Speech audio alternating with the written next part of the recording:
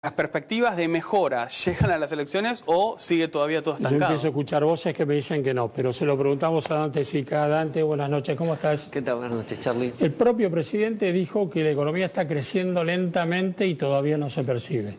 Sí, la economía se empezó a salir de la recesión en el último trimestre del año pasado. Esto que es técnico, es claro, la economía trimestre contra trimestre anterior está empezando a crecer muy lentamente, hay actividades que están de alguna manera empujando, el agro empujó todo el año pasado, la construcción se empieza a mover y también está empujando, algunas inversiones que se están haciendo, en especial en el tema energético, también de alguna manera empiezan a difundir algunas actividades.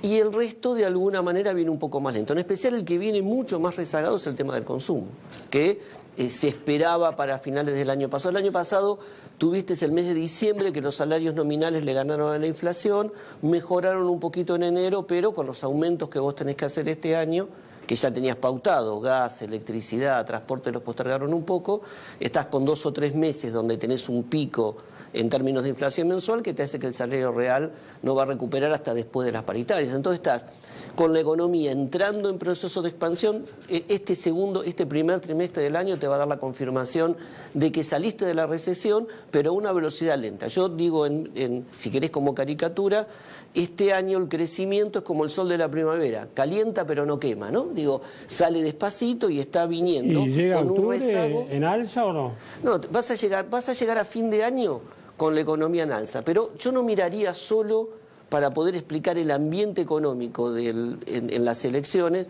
no miraría solo crecimiento, vas a tener crecimientos más. Seguramente el crecimiento del tercer y cuarto trimestre van a ser fuertes porque vamos a estar comparando con lo que fue la caída del año pasado, que fue mucho más profunda. Pero vas a tener otros elementos que van a jugar.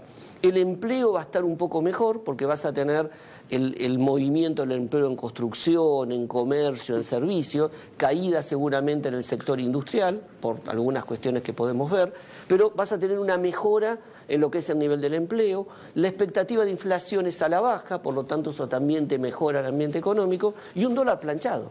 Digo, esos condimentos te dan una economía, por eso te digo, es una economía que llega mejor, pero no es que está volando creciendo al 6% por año. Y este crecimiento, Dante, está muy motorizado por la inversión pública, privada, un poco de ambas, digo, esa idea de la lluvia de inversiones que nunca vimos, pero hay sí inversión pública. ¿Por dónde está motorizado? Este año lo que vas a tener es, el campo sigue traccionando como traccionó el año pasado, ¿no? Porque fue el que más rápido reaccionó a todos los cambios de reglas de juego o cambios de política.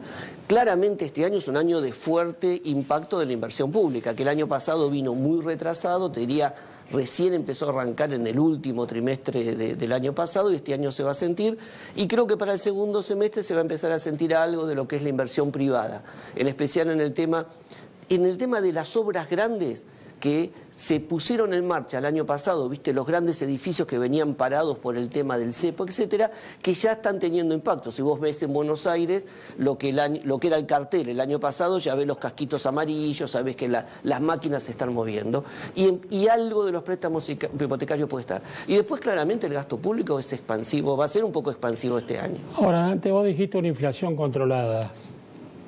Esto mes que pasó, el que terminó y el otro, me parece que va a ser de inflación alta, ¿o me equivoco? Sí, es claro, pero el gobierno tiene varios desafíos este año. Uno de los desafíos de este año es cómo mantener la expectativa de inflación a la baja cuando tenés que hacer cambios de precios relativos de una vez. Vos acordate que las audiencias públicas te determinaron el sendero de ajuste de electricidad, de gas, de agua, y a su vez tenés que hacer una actualización de transporte. Entonces, el tema, si querés... Lo del transporte lo retrasaron, ¿no? Lo van a retrasar, pero el transporte, vos pensás que la tarifa te cubre el 50% de lo que es el costo de transporte, ¿no? Digo, todavía tenés un campo para avanzar. Ahora, lo tenés que hacer, o estaba pautado para este trimestre. Entonces vos tuviste, acuérdense, inflación de enero mensual 1,3%. ¿No? Ahora, vas a tener febrero, marzo y abril seguramente una inflación más alta porque tenés los aumentos de gas, electricidad, prepagas y alguno más. Y después teóricamente tiene que empezar a bajar para acercarse de nuevo ya al ritmo de 1,3. Ahora, eso ya estaba descontado en la expectativa que todos teníamos con respecto a la inflación este año. Por eso el mercado, por llamarlo así, o el consenso de la inflación este año tomando la pauta diciembre contra diciembre, está por arriba del 17 que quería el gobierno. Más o menos está 20, algunos están 20,8, pero estás unos puntos para arriba. Y si vos mirás, todo este aumento de pautado, tarifas, tanto de luz, electricidad, gas y transporte, te van a explicar 3 o 4 puntos de inflación este año. Con lo cual, si sacás ese aumento de una vez, la política monetaria y fiscal te lleva a este año a una inflación del 17% punta a punta. Amigo. ¿Qué hay con el dólar, Dante? ¿Podemos llegar a ver alguna modificación, presión de algunos sectores por cierto retraso cambiario? ¿Al gobierno le conviene sostenerlo donde está? A ver, acordate que el diseño de política económica hace que el gobierno no mira el tipo de cambio nominal. La diferencia, ¿te acordás que antes era un ancla? En general, históricamente, el dólar fue un ancla de la inflación. Todos los gobiernos lo usaron como un ancla de la inflación.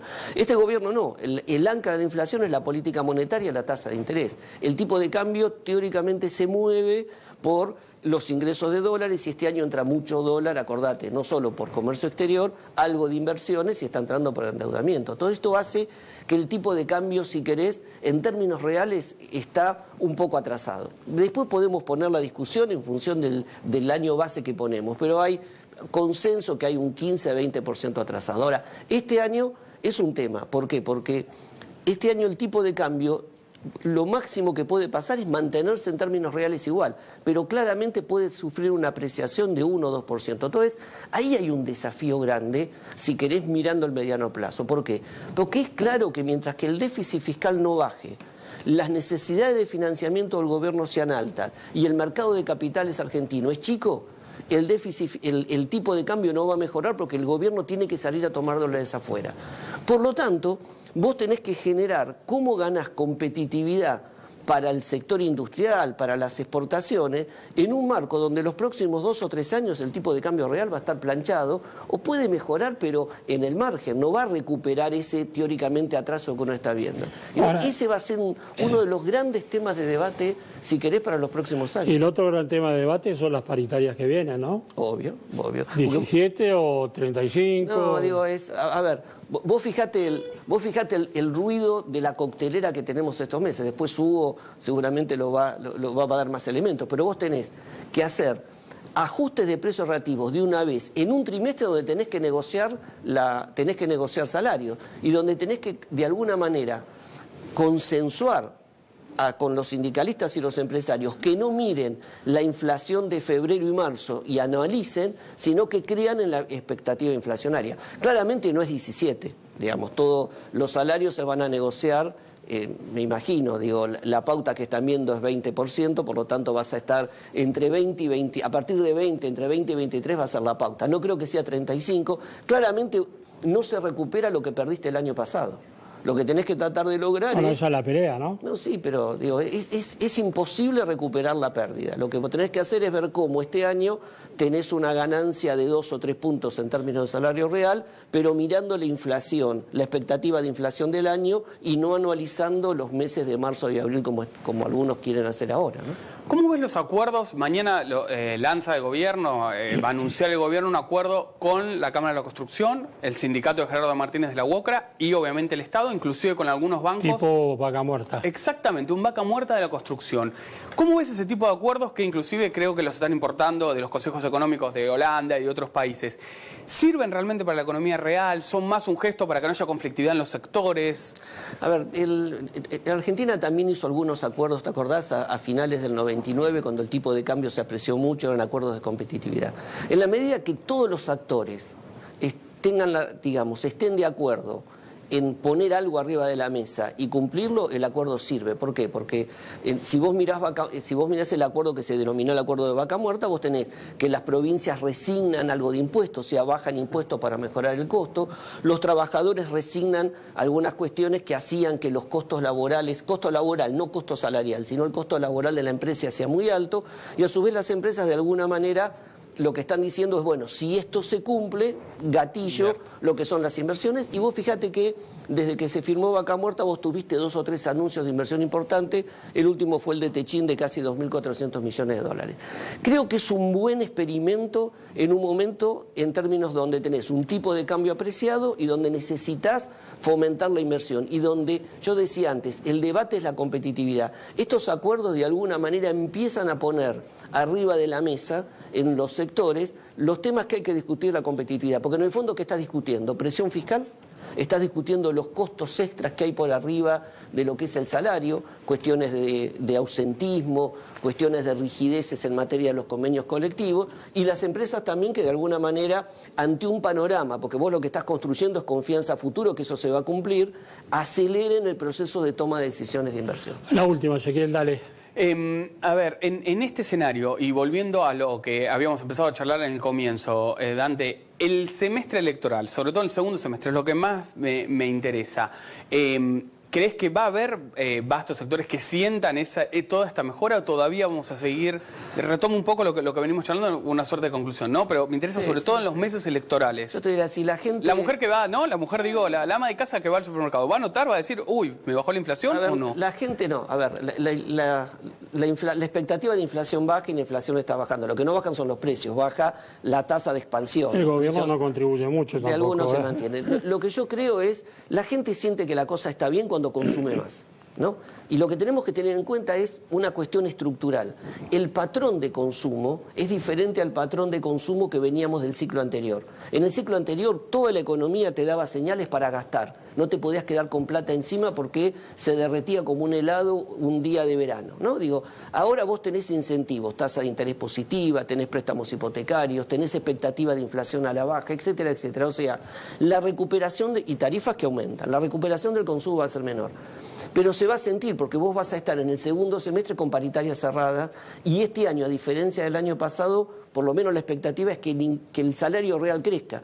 Acordate que el año pasado el salario real cayó y este año el salario real va a crecer. Entonces, con salario real mejorando y esa sensación de que el empleo dejó de ser una preocupación, por lo menos en grandes sectores de la población, vos deberías tener un consumo mejor. Lo que pasa es que para los sectores medios hay un tema que es el tipo de cambio que al apreciarse hace que parte de su consumo no lo haga todo internamente sino lo haga externamente, pero la sensación de gasto la tiene.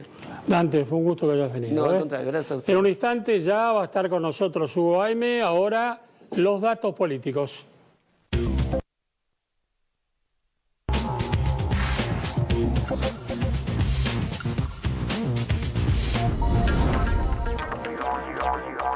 Primer título, discusión entre radicales y socialistas en Santa Fe. ¿Frente Progresista o Cambiemos? Es la pregunta que le hacen a los radicales. Los radicales dicen, a nivel nacional, Cambiemos.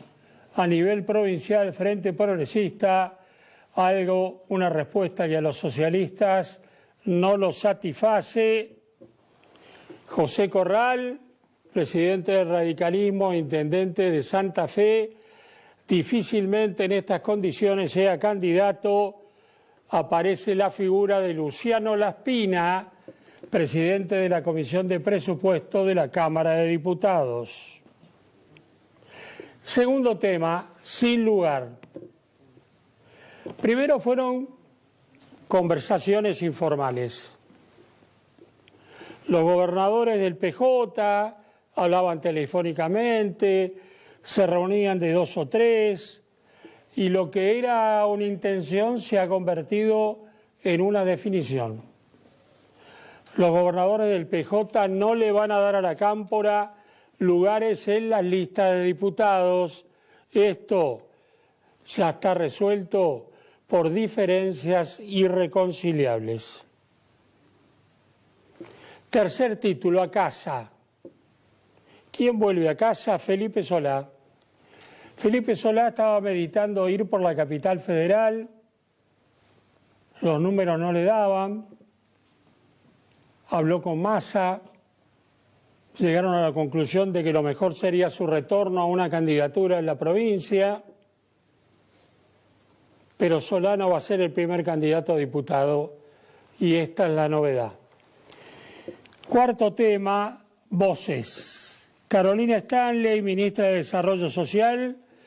La emergencia social no puede ser indefinida. Pusimos 3 años de plazo. Supongo que a partir de que asumieron. El último, Mauricio Macri, presidente, sobre la marcha. Qué lindo que tantos creamos que tenemos un futuro para construir. Se puede. Al principio, la marcha no lo convencía. Después, sí. Hasta aquí los datos políticos.